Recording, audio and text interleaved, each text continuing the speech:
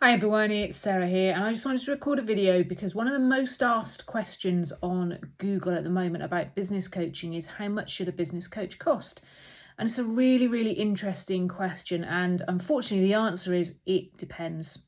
And the reason that it depends is because there's so many variables.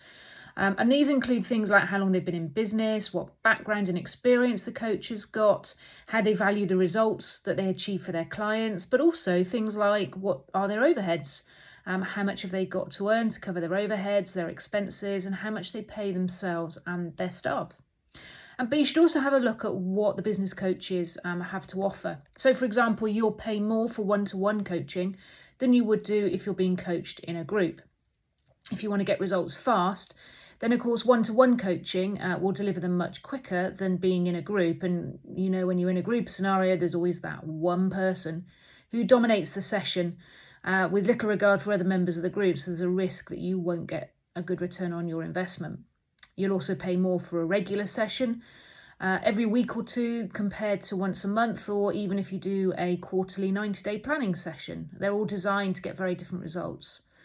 Some business coaches have expertise in a niche or an industry or a segment, and again, that will have an impact on what they can charge because they can command higher prices.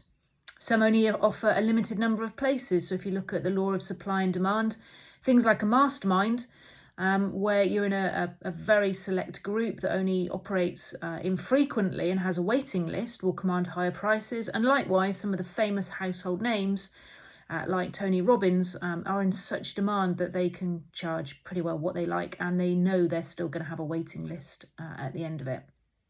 So ultimately, there is a balance to be struck between what you can afford, how much value you place on coaching, what results you'd like to achieve, and along with how quickly do you want to get them. And all of these things you really should take into consideration when you look at how much you're prepared to pay for a business coach.